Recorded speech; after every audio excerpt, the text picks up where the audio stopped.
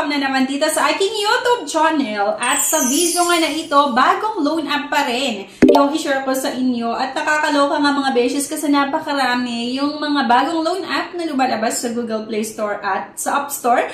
Kaya nga po, sana makapag-subscribe kayo sa aking YouTube channel, diba? Para magkaroon po kayo ng idea kung ano nga ba yung mga legit at hindi legit na pwede nating mautangan. If declined sa bank and other loan apps, pwede niyong subukan yung ibang options. See the links sa description at sa comment section below. Click the link and apply. Disclaimer, try or apply at your own risk.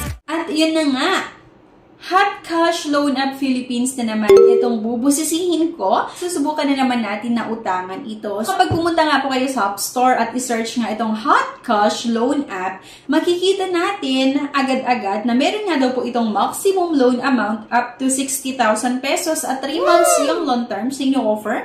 Merong interest rate per day na 0.05% nga. Nakakaloka itong mga beses ko ha, kasi yung pambungad nga ay 60,000 pesos. Pero pagka-click ko agad-agad sa apply, merong in-offer na 2,000 lang. At mamili nga lang daw po ako dito sa Tara Cash or sa Star Cash kung saan ko gustong manghiram. So, syempre, na-try ko na before itong Tara Cash. Kaya ang susubukan natin ngayon ay itong Star Cash. Pagka-click ko ng apply now, naging 6,000 na naman daw yung pwede kong mahiram na sobrang nakakalito from 60,000 and then naging 2,000. Nung ituloy ko pa rin na utangan ito, from 2,000, naging 6,000 na naman daw yung pwede kong mahiram dito sa Star Cash, diba? Merong mga certification conditions. Kailangan daw natin masagutan ito, yung authentication, yung personal information, yung job information, contact information, at yung pay account information para makautang dito. Pero dito mga beshies, wala akong idea kung nakasubok ba ako dito before, kasi wala akong sinagutan. Pagka-click ko nung apply, ay agad-agad, mamimili na ako kung saan ko gustong matanggap yung loan proceeds. It's either sa e-wallet or via bank, diba? So, parang napaisip ako na siguro nagpalit ito ng pangalan kasi hindi ko maalala na nag-apply ako dito sa Hotcash. Pero, wala akong sinagutan na basic information, wala akong sinagutan na contact information or job information, and then agad-agad ay pwede daw akong makahiram nga ng 6,000, and pagka-click ko nga dito sa apply, ang bumungad agad sa akin ay kung saan ko daw gustong matanggap yung loan proceeds via e-wallets or via bank, diba?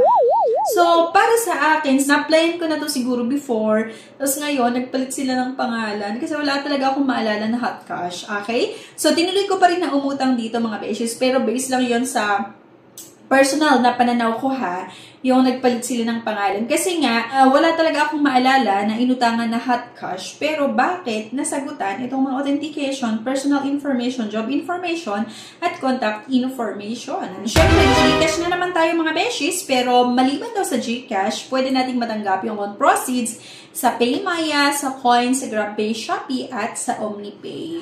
2,000 loan amount at 7 days yung loan terms.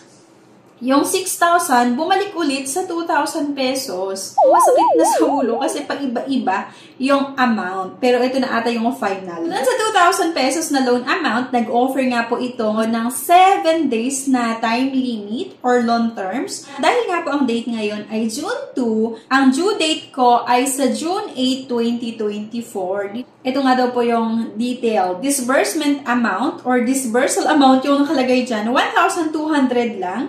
Repayment amount ay 2,000 pesos. Dahil nga daw po, 1,200 lang yung matatanggap kasi meron itong processing fee na 667, meron interest fee, 13 pesos, at risk control service fee na 120. So, nakita nyo na siguro na mataas na naman po yung processing fee.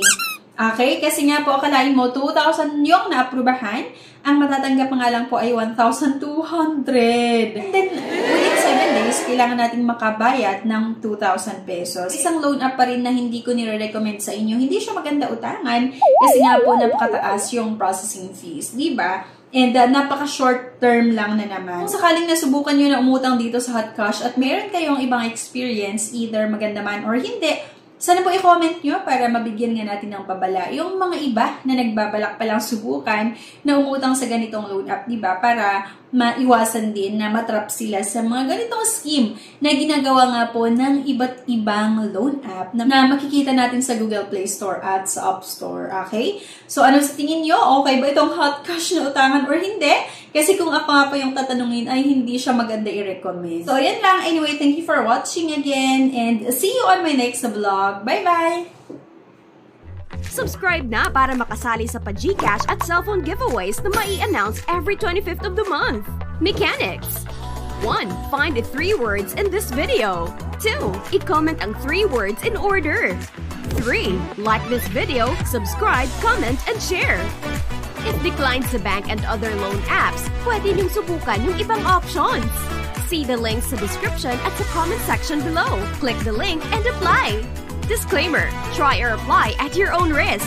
If declined sa bank and other loan apps, pwede niyong subukan yung ibang options. See the links sa description at sa comment section below. Click the link and apply. Disclaimer, try or apply at your own risk.